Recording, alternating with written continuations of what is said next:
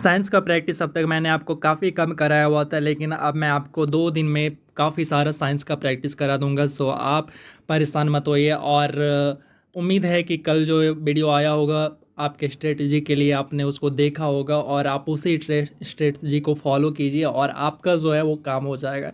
ऐसा नहीं होता है कि आप एग्ज़ाम क्वालिफाई नहीं कर सकते हो, ऐसा कुछ भी नहीं है, आप इजीली कर सकते हैं। लेकिन क्या होता है ना कि आप डर रहे होते हैं। आप एग्ज़ाम हॉल के अंदर जाते हैं तो आपके अंदर बहुत सारी दिमाग के अंदर बातें चल रही होती है, तो उन सभी को कैसे निपटना है उस वीडियो में मैंने बताया है। और अगर आपने नहीं देखा उस वीडियो को तो आई बटन पे आपको मिल जाएगा या इंड स्क्रीन पे मिल जाएगा, या आप प्लेलिस्ट में जाके देख सकते हैं, या फिर मैं डिस्क्रिप्शन में लिंक दे दिया हूँ, आप उससे भी देख सकते हैं। तो चलिए आज की मैराथन को स्टार्ट करते हैं। और आज सिर्फ साइंस होगा, जिसमें कि आपका बायो, फिजिक्स, केमिस्ट्री तीनों मिक्स होगा। और हमें भी इस वीडियो को बनाने में काफ़ी मेहनत लगते हैं, और हमारी मेहनत अगर आपको पसंद आती है तो हमें सपोर्ट करिए, बिल्कुल दिल से करिए। सब्सक्राइब करिए, लाइक करिए एंड शेयर करिए, लेकिन दिल से करिए। तो चलिए स्टार्ट करते हैं आज की मैराथन को। बिल्कुल दिल थाम कर बैठ जाइए। सवाल है आपके सामने में कि मलेरिया के संबंध में कौन सा कथन सही नहीं है। मलेरिया आपने नाम सुना होगा।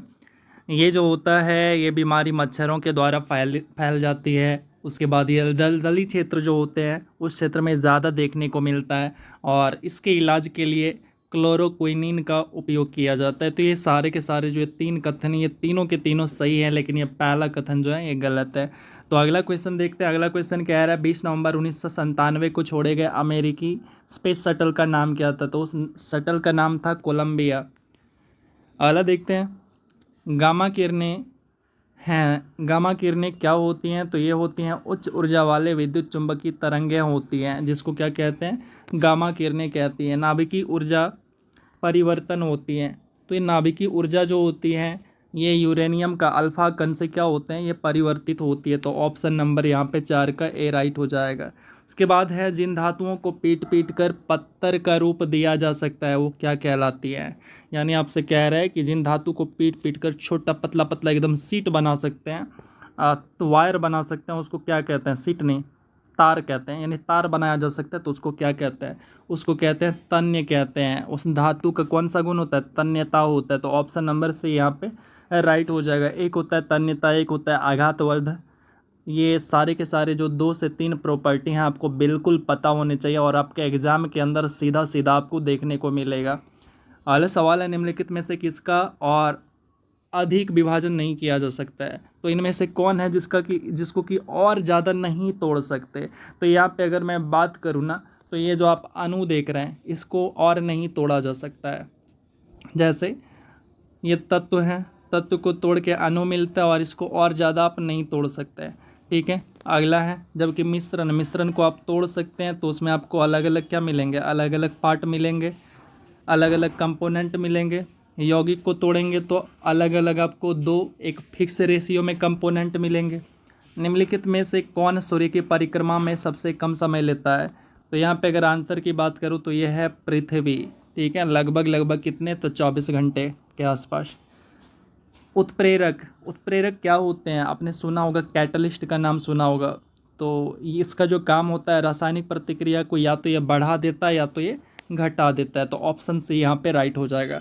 आप जब आंसर कर रहे हैं ना तो बिल्कुल दिमाग को स्थिर करके आंसर कीजिएगा, क्योंकि ये जो सवाल हैं कोई हार्ड नहीं है, लेकिन लैंग्वेज इस तरह से है ना कि आपको समझने में थोड़ा सा टाइम लग सकता है, लेकिन आप समझने में टाइम लो बेशक, मगर समझो पूरा सवाल को, देन फिर आंसर करो। अगला देखते हैं। अगला क्वेश्चन कह रहा है कि पित्त का उत्सर्जन कहाँ से होता है। तो पित्त का जो उत्सर्जन होता है ये होता है यकृत द्वारा। तो ऑप्शन नंबर कौन सा, तो यहाँ पे आपका बी राइट हो जाएगा। अगला सवाल है कि प्रकाश रासायनिक प्रतिक्रिया होती है। प्रकाश रासायनिक प्रतिक्रिया, तो चलिए इसका ऑप्शन को देख लेते हैं। तो राइट आंसर हो जाएगा प्रकाश द्वारा प्रारंभ होती है। तो ऑप्शन नंबर यहाँ पे बी राइट हो जाएगा। अगला है कि कॉपर सल्फेट का घोल जल में क्या होता है। तो कॉपर सल्फेट का जो घोल होता है ये जल के अंदर नीले लिटमस को लाल बना देता है। क्या करता है, नीले लिटमस को लाल बना देता है। आपने पढ़ा होगा अनिल पढ़ा होगा। ठीक है, जो अम्ल होते हैं वो नीले लिटमस को लाल बना देते हैं। इसका मतलब ये कॉपर सल्फेट कैसे बिहेवियर करता है, अम्ल के तरह, एसिड की तरह बिहेवियर करता है। अगला है एसिटिक अम्ल एक कमज़ोर अम्ल है, क्योंकि इसका जो आयोनियन निम्न है, यानी इसका आयोनियन जो होता है वो कैसा होता है, तो कम होता है। एक त्रिआधारीय अम्ल का अनुभार 176 है, इसका इक्विवेलेंट भाग कितना होगा, तो इसका इक्विवेलेंट भाग की अगर बात करूं तो ये हो जाएगा आपका 58.66 हो जाएगा। तो ऑप्शन नंबर कौन सा, तो यहाँ पे सी आपका राइट हो जाएगा। अगला सवाल है तांबे की मिश्र धातु, तांबे की मिश्र धातु की अगर बात करूं तो ये हो जाएगा आपका पीतल। यानी आपसे ऐसा पूछ रहा है कि इनमें से कौन सा मिश्र धातु है जिसमें कि तांबा भी मौजूद है। तो पीतल का कंपोनेंट आपको क्या करना है, बताना है। पीतल का कंपोनेंट आपको बताना है। तो पीतल बराबर क्या, यानी इसमें क्या क्या मिला होता है। तो एक तो आपको बता दिया कि ये तांबा होता है, दूसरा क्या होता है। अगला सवाल है चित्र खींचने में जिस धातु के हैलाइड का उपयोग किया जाता है वो कौन है, तो वो चांदी है। तो ऑप्शन नंबर कौन सा, तो ऑप्शन नंबर सी यहाँ पे बिल्कुल राइट आंसर हो जाएगा। ठीक है। हृदय रोगियों को अधिक मात्रा में नहीं देना चाहिए, क्या चीज़ नहीं देना चाहिए, जिसको कि हृदय रोग, जिसको कि क्या हो, हार्ट का प्रॉब्लम हो, तो उनको जो है ज़्यादा फैट्स नहीं देना चाहिए। ठीक है, वसा उनको ज़्यादा नहीं देना चाहिए। चलिए अगला सवाल देखते हैं।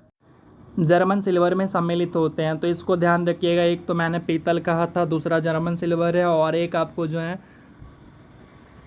कांसा का याद रखना है। ठीक है, कांसा का भी आपको याद रखना है, और आप कमेंट भी करिए कि कांसा का अवयव क्या होते हैं, कंपोनेंट क्या होते हैं। तो यहाँ पे जर्मन सिल्वर का बात करूँ तो इसके अंदर तो कॉपर होता है, जस्ता होता है और निकेल होता है। तो ऑप्शन नंबर यहाँ पे सी आपका राइट हो जाएगा। अगला सवाल है कि सीसा संचायक में प्रयुक्त अम्ल कौन सा होता है, तो सीसा संचायक जो बैटरी होते हैं उसके अंदर सल्फ्यूरिक एसिड का उपयोग किया जाता है, यानी H2SO4। इसी को क्या कहेंगे, रासायनिक नाम हाइड्रोजन सल्फेट बोलेंगे। अगला सवाल है निम्नांकित में किस में कोबाल्ट पाया जाता है, तो कोबाल्ट पाया जाता है, एक दिन मैंने आपको बताया था कि आप इसका जब रासायनिक नाम लिखेंगे तो इसके अंदर आपको दिख जाएगा। लिखते क्या है, तो साइनोकोबालैमिन, कोबा मतलब कोबाल्ट। ठीक है, तो ऑप्शन नंबर यहाँ पे डी बिल्कुल राइट आंसर हो जाएगा, विटामिन B12 के अंदर। उसके बाद है कि पृथ्वी के भूपटल में सर्वाधिक मात्रा में क्या पाए जाते हैं, तो सर्वाधिक मात्रा में ऑक्सीजन पाए जाते हैं। ऑप्शन नंबर कौन सा, तो ए राइट हो जाएगा। जीव विज्ञान का पापा किसको कहते हैं, तो जीव विज्ञान का पापा, तो चलिए ऑप्शन को देखते हैं। तो ऑप्शन नंबर यहाँ पे बी राइट हो जाएगा, अरस्तु। अगले सवाल है सबसे विशाल जीवित स्तनपायी कौन सा है, तो ये होते हैं नीली व्हेल, यानी ब्लू व्हेल जिसको कहते हैं। तो ऑप्शन नंबर यहाँ पे सी राइट हो जाएगा। बर्फ़ पर चलते समय किसी को सरकने से बचने के लिए छोटे कदम से चलना पड़ता है, क्योंकि क्षुद्रतर कदम अनिश्चित करता है, यानी जब आप छोटा कदम रखते हैं तो वैसे में क्या होता है, तो वैसे में होता है बृहत्तर प्रतिक्रिया बल होता है। तो ऑप्शन नंबर यहाँ पे सी राइट हो जाएगा। ठीक है, और हम लोग जो खड़े हो पाते हैं, चल भी पाते हैं, वो किसके कारण, तो फ्रिक्शन के कारण चल पाते हैं। फ्रिक्शन मतलब वही घर्षण के कारण हम लोग चल पाते हैं। ठीक है, अगला सवाल देखते हैं कि यदि पृथ्वी परिक्रमण बंद कर देती है तो इसकी सतह पर आभासी मान क्या हो जाएगा, तो इसकी सतह पर जो आभासी मान होगा वो सभी स्थानों पर एक जैसा रहेगा। तो ऑप्शन नंबर यहाँ पे सी राइट हो जाएगा। अगला सवाल है कि द्रव्यमान m का एक ब्लॉक चिकना और ऊर्ध्वाधर वृत्ताकार मार्ग से होकर नीचे की ओर फिसलता है, तो गति के दौरान ब्लॉक रहेगा। तो गति के दौरान ब्लॉक रहेगा, ऑप्शन नंबर यहाँ पे आपका राइट हो जाएगा डी। कौन सा, तो इनमें से कोई नहीं। तो ऑप्शन नंबर कौन सा, तो डी यहाँ पे राइट हो जाएगा। अगला सवाल देखते हैं कि किसी पिंड के सभी कण मूल बिंदु से r दूरी पर स्थित हैं। मूल बिंदु से पिंड के द्रव्यमान केंद्र की दूरी क्या होती है, तो ये होती है r से, यानी ग्रेटर देन r से क्या, तो बड़ा। ठीक है, अगला सवाल देखते हैं। हाइड्रोजन अणु में कौन सा आवंध उपस्थित होता है, तो हाइड्रोजन अणु के अंदर जो है सहसंयोजक आवंध मौजूद होते हैं। ऑप्शन नंबर कौन सा, तो यहाँ पे बी राइट हो जाएगा। हाइड्रोजन को लिखते कैसे, तो ऐसे लिखते हैं H2 के फॉर्म में।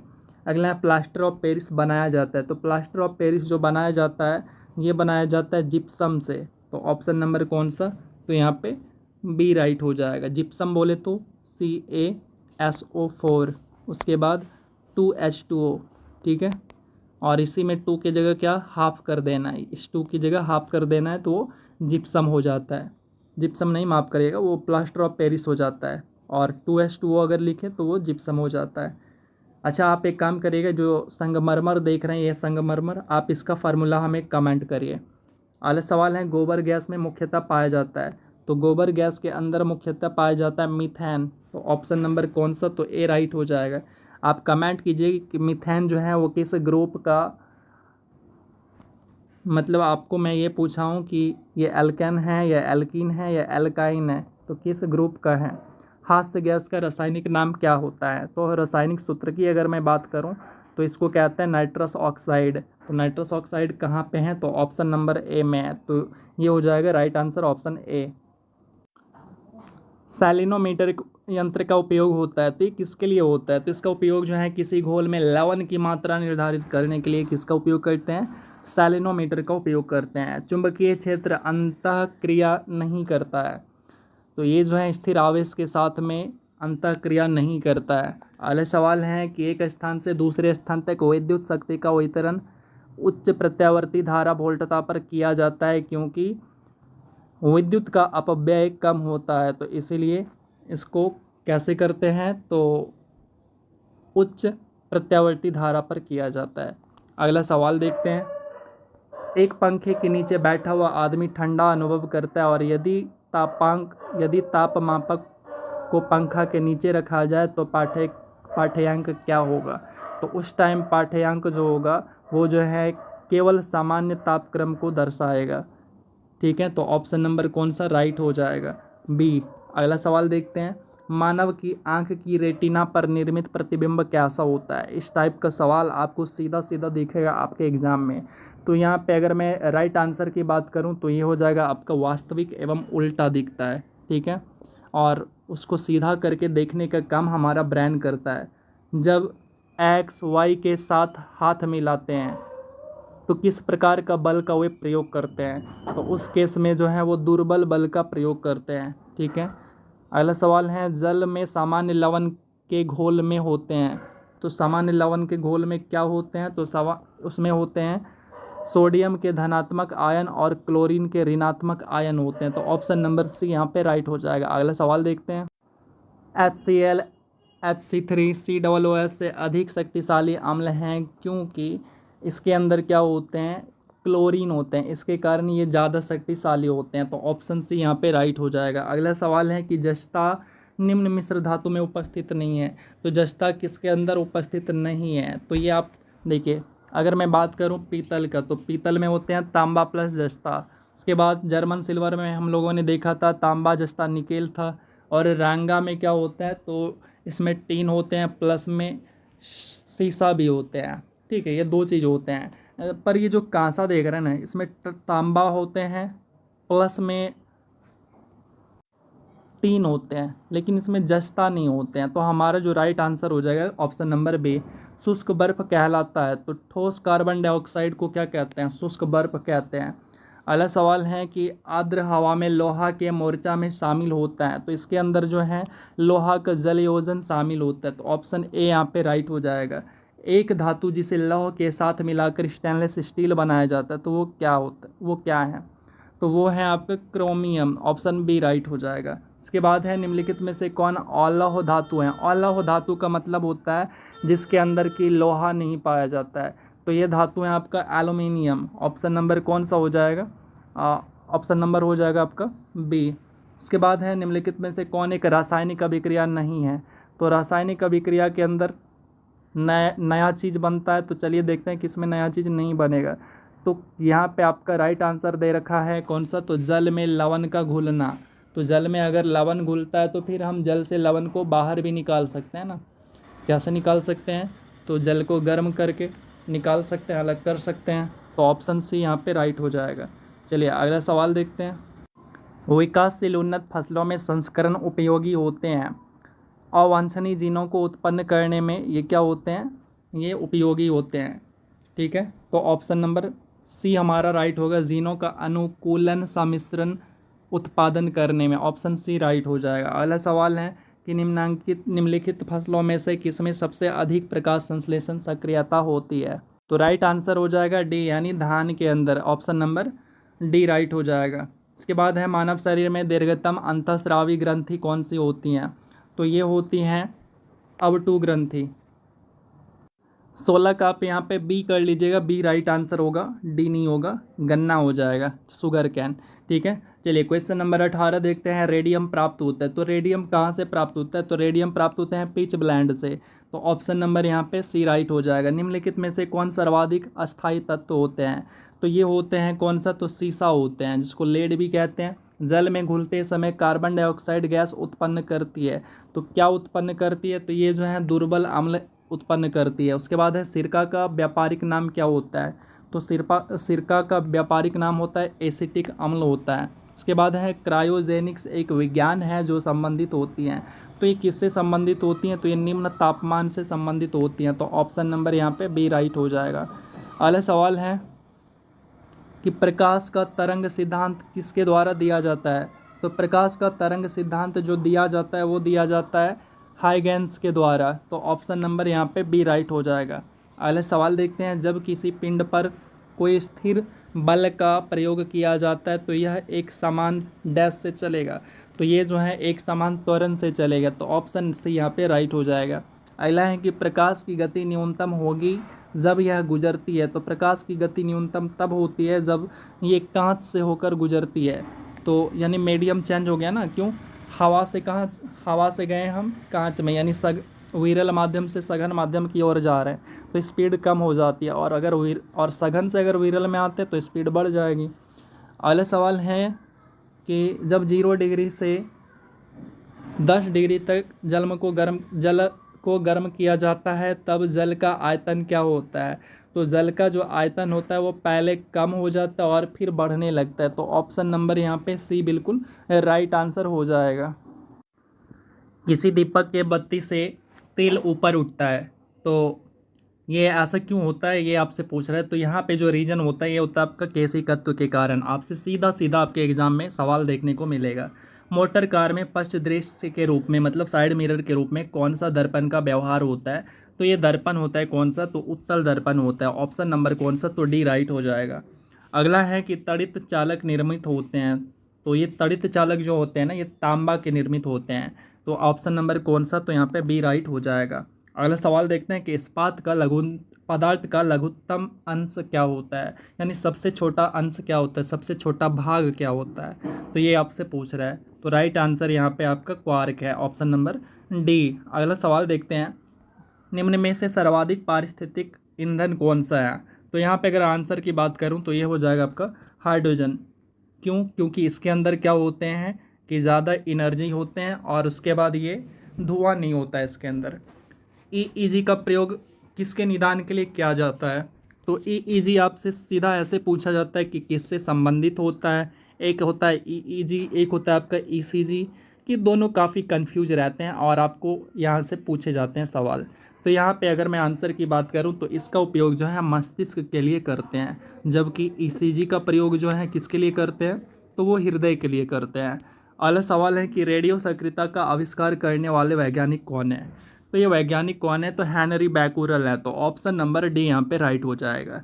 इसके बाद है कि वैद्युतिक इस्त्री में अभ्रक का उपयोग किया जाता है क्योंकि ये जो होते हैं ताप तथा विद्युत दोनों का कुचालक होते हैं। इसके कारण से क्या करते हैं, जो आयरन होते हैं ना, इस्त्री मतलब आप दूसरा वाला मत समझना, जो आयरन होते हैं ना, ये बात आयरन की कर रहा है। आयरन बोले तो लोहा नहीं, जिससे आप कपड़े को क्या करते हो, बनाते हो, स्मार्ट बनाते हो। तो उसके अंदर जो है अभ्रक यानी माइका का प्रयोग करते हैं, इसी कारण से। ठीक है, अगला सवाल है किसी धातु के पृष्ठ के प्रति सेकंड उत्सर्जित फोटो इलेक्ट्रॉनों की संख्या आपतित प्रकाश के किस गुण पर निर्भर करती है? तो राइट आंसर हो जाएगा तीव्रता। ऑप्शन नंबर कौन सा? तो सी राइट हो जाएगा। प्रकाश के ध्रुवन से प्रकाश के किस गुण की पुष्टि होती है? तो ये होती है आपका प्रकाश के अनुप्रस्थ होने की। तो ऑप्शन नंबर यहाँ पे बी राइट हो जाएगा। अगला सवाल देखते हैं। कौन सा ग्रह सूर्य का 88 दिनों में एक चक्कर पूरा करता है? तो ये करता है बुध। ऑप्शन नंबर ए यहाँ पे राइट हो जाएगा। अगला सवाल है, अच्छा आप हमें एक कमेंट करिएगा कि शुक्र का कौन कौन सा रिकॉर्ड है? वो मतलब पृथ्वी की बहन, सुबह का तारा, शाम का तारा, किसको बोलते हैं? आप छाप दीजिए कमेंट बॉक्स के अंदर। और एक आप ये भी बताना है कि मंगल को क्या कहते हैं। अगला है कि मार्स गैस के नाम से किसको जाना जाता है? आपके शिफ्ट में अगर पेपर में ये ना दिखे तो आप हमें कहिएगा, किसी ना किसी शिफ्ट में आपको ये दिख ही जाएगा। मार्स गैस के नाम से किसको जाना जाता है? तो ये जाना जाता है मीथेन को। तो ऑप्शन यहाँ पे ए राइट हो जाएगा। बेलाडोना नामक औषधि पट्रोपा बेलाडोना नामक पौधे के किस भाग से प्राप्त होती है? तो ये होती है पत्तियों से। तो ऑप्शन यहाँ पे सी राइट हो जाएगा। अगला है जीन क्या है? तो जीन जो होते हैं ये होते हैं आनुवंशिक गुणों का वाहक होता है। तो ऑप्शन नंबर यहाँ पे सी राइट हो जाएगा। अगला सवाल है क्रोमोसोम शब्द किसने दिया था? तो क्रोमोसोम शब्द जो दिया था ये वाल्डेयर ने दिया था। तो ऑप्शन यहाँ पे सी राइट हो जाएगा। लैंगरहैंस की द्वीपिकाएँ कहाँ पाई जाती है? तो ये द्वीपिकाएँ जो होती है ये अग्नाशय के अंदर पाई जाती है, जहाँ से बीटा कोशिका से क्या होता है, इंसुलिन का स्राव होता है। ठीक है। अगला है कि रिकेट्स का रोग किसकी कमी के कारण होता है? तो रिकेट्स का जो रोग होता है ये जो है विटामिन डी की कमी के कारण होता है। ठीक है, जो कि हड्डियों से संबंधित है। बेरी बेरी रोग किसकी कमी के कारण होता है? तो ये विटामिन बी के कारण होता है। तो ऑप्शन नंबर आप देखेंगे तो यहाँ पे ऑप्शन बी राइट हो जाएगा। ठीक है। अगला देखते हैं, किसी वस्तु में जड़त्व का गुण किसके कारण होता है? तो जड़त्व का जो गुण होता है वो उसके द्रव्यमान के कारण होता है।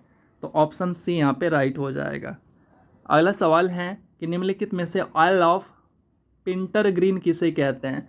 तो ऑयल ऑफ पिंटरग्रीन कहते हैं मिथाइल सैलिसिलेट को। ऑप्शन नंबर यहाँ पे बी आपका राइट आंसर हो जाएगा। अगला सवाल देखते हैं, क्लोरोफिल निम्नलिखित में से क्या पाया जाता है? यानी क्लोरोफिल में क्या पाया जाता है ये पूछ रहा है। बहुत बार सवाल आते हैं एसएससी में, बहुत फेवरेट सवाल है ये। तो अगर यहाँ पे बात करूँ तो मैग्नीशियम पाया जाता है। ऑप्शन नंबर सी राइट हो जाएगा। अगला सवाल देखते हैं कि प्रोटीन संश्लेषण किसके द्वारा किया जाता है? तो प्रोटीन संश्लेषण जो किया जाता है मतलब कह रहा है प्रोटीन का निर्माण की बात कह रहा है। तो इसका जो संश्लेषण किया जाता है राइबोसोम के द्वारा किया जाता है। इसीलिए राइबोसोम को क्या कहते हैं? प्रोटीन फैक्ट्री भी कहते हैं। तने का कार्य क्या होता है? तो तने का जो काम होता है वो होता है संग्रह करना, स्टोर करना है। तो ऑप्शन बी यहाँ पे राइट हो जाएगा। इसके बाद है कमरे में रखे रेफ्रिजरेटर का दरवाज़ा खोलने से कमरे के ताप पर क्या प्रभाव पड़ेगा? तो ऐसा करने से जो है ना, जो रेफ्रिजरेटर ठंडा करने का काम करता है वो उल्टा काम करना स्टार्ट कर देगा। क्योंकि ऐसा कई बार आपके मन में हो सकता है कि भाई मैं ऐसा करता हूँ ना कि रेफ्रिजरेटर जो है, जो फ्रिज है वो ठंडा करने का काम करता है, तो मैं क्यों ना फ्रिज का जो गेट है उसको खोल देता हूँ, पूरा रूम ठंडा हो जाएगा। नहीं भैया, ऐसा नहीं होता है। वो ठंडा तभी करेगा जब आप उसका गेट लॉक करेंगे। ठीक है। तो यहाँ पे अगर मैं आंसर की बात करूँ तो ये हो जाएगा आपका कमरे, ये तापमान बढ़ जाएगा। ऑप्शन बी राइट हो जाएगा।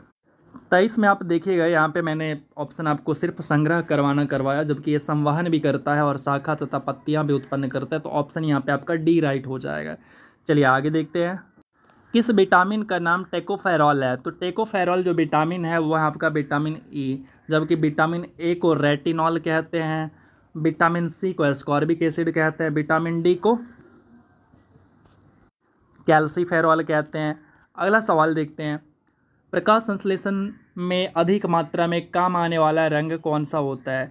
तो ये होता है लाल रंग। ऑप्शन नंबर कौन सा? तो बी। अगला सवाल देखते हैं, जापान के निवासी किस नामक शैवाल का उपयोग सलाद के रूप में करते हैं?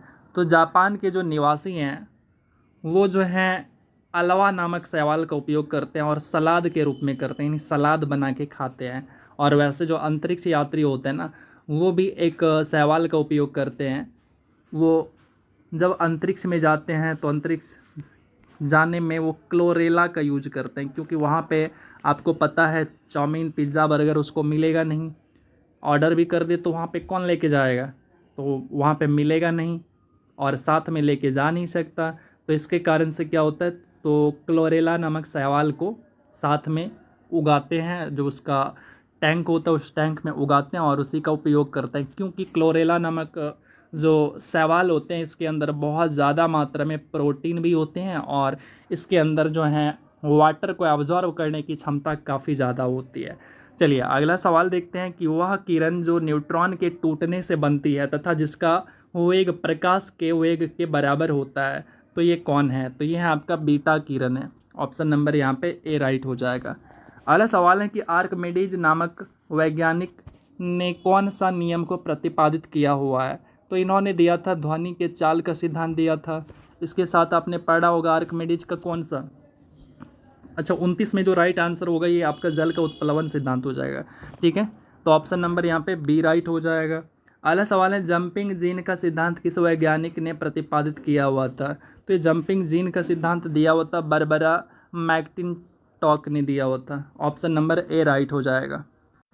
मानव रक्त होता है, तो मानव रक्त जो होता है ना ये आपका क्षारीय होता है, तो ऑप्शन नंबर यहाँ पे सी राइट हो जाएगा। उसके बाद है जीव और, अच्छा आप ये कमेंट करिएगा कि मानव रक्त का पीएच वैल्यू क्या होता है, तो पीएच वैल्यू आपको कमेंट करना है। अगला है जीव और निर्जीव के बीच का कड़ी कौन होता है। तो जीव और निर्जीव के बीच का जो कड़ी होता है वो होता है वायरस, तो ऑप्शन यहाँ पे सी राइट हो जाएगा।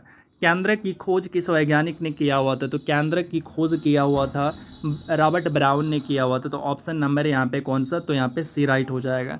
उसके बाद है कि डायस्टेज एंजाइम किसका पाचन करता है। तो डायस्टेज एंजाइम जो होता है ये स्टार्च का पाचन करता है, तो ऑप्शन ए यहाँ पे राइट हो जाएगा।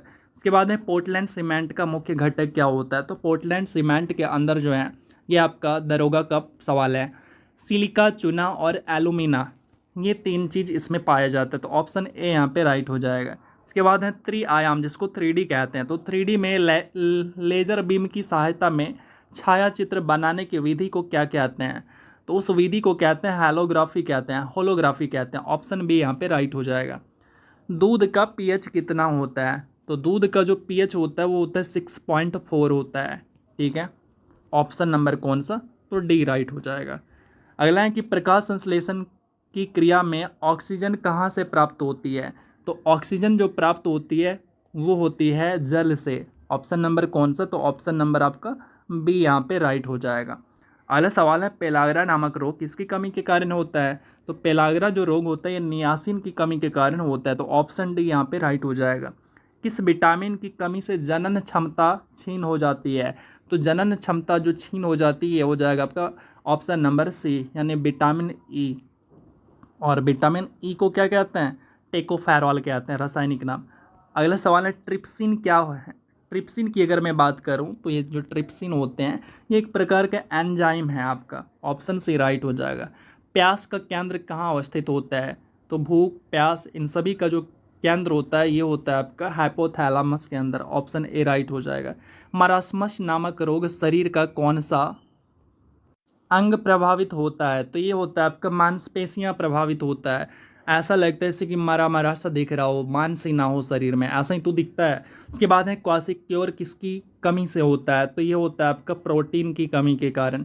तो आप जो देख रहे हैं मरासमस और प्रोटीन, ये दोनों का दोनों जो रोग होता है ना ये प्रोटीन, मरासमस और क्या था क्वासिक्योर, ये दोनों का दोनों रोग जो हैं प्रोटीन की कमी के कारण होता है। अगला सवाल है पोलियो किसके द्वारा फैलता है। तो पोलियो जो होता है ये विषाणु के द्वारा होता है, तो ऑप्शन नंबर कौन सा, डी राइट हो जाएगा।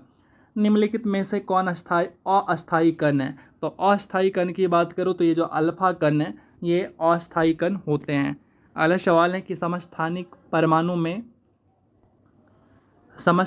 परमाणु में प्रोटॉनों की संख्या समान होती है। तो यहाँ पे ए क्या हो जाएगा, राइट आंसर हो जाएगा। अगले सवाल देखते हैं, किस रंग के प्रकाश की तरंगदैर्घ्य सबसे अधिक होती है। तो ये कौन सी रंग होती है, ये होती है लाल रंग जिसका तरंगदैर्घ्य सबसे अधिक होती है। अगर कम की बात करूं तो ये हो जाएगा बैगनी। ठीक है, इंसुलिन एक हार्मोन है जो कि स्रावित होता है। तो इंसुलिन कहाँ से ये स्रावित होता है, तो ये होता है लैंगरहैंस की द्वीपिकाएँ से। तो ऑप्शन नंबर यहाँ पे सी राइट हो जाएगा। ट्यूबलाइट में सामान्यतः कौन सी गैस भरी होती है। तो ट्यूबलाइट के अंदर जो है पारा का वाष्प प्लस में आर्गन भरा होता है, तो ऑप्शन नंबर यहाँ पे बी राइट हो जाएगा। अगला सवाल है कि फलों के रस को सुरक्षित रखने के लिए किसका उपयोग किया जाता है। तो इसको सुरक्षित रखने के लिए जो है सोडियम बेंजोएट का उपयोग किया जाता है, तो ऑप्शन डी यहाँ पे राइट हो जाएगा। आंसुओं में कौन सा पदार्थ घुला रहता है। तो आंसुओं में जो है लाइसोजाइम एंजाइम घुला होता है, तो ऑप्शन यहाँ पे बी राइट हो जाएगा। अगला सवाल देखते हैं कि एंजाइम होते हैं, एंजाइम क्या होते हैं। तो एंजाइम जो है ये प्रोटीन होते हैं, ऑप्शन यहाँ पे बी राइट हो जाएगा। अगला सवाल, लोहे में जंग लगती है तो किससे लगती है। तो लोहे के अंदर जो जंग लगती है ये पानी के संपर्क में या फिर हवा के संपर्क में आने से, दोनों से लगती है, तो ऑप्शन सी राइट हो जाएगा। सूर्य से निरंतर ऊष्मा एवं प्रकाश मिलने का कारण क्या है? तो इसका कारण है हाइड्रोजन का फ्यूजन होना। तो ऑप्शन नंबर यहाँ पे सी राइट हो जाएगा, यानी हाइड्रोजन हाइड्रोजन मिलके क्या बनते हैं? तो वो हीलियम बन जाते हैं, और हीलियम वहाँ पे हमेशा क्या होते हैं? जलते रहता है। अगला सवाल है, निम्नलिखित में से झूठा सोना किसको कहते हैं? तो झूठा सोना कहलाता है पाइराइट्स को कहते हैं। ऑप्शन नंबर कौन सा? तो यहाँ पे ए राइट हो जाएगा। एस्टिवो मलेशिया नामक रोग शरीर का कौन सा तंत्र को प्रभावित करता है?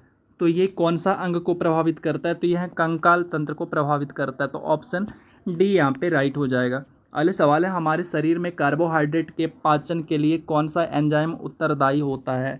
तो ये होता है एमाइलेज। ऑप्शन डी राइट हो जाएगा।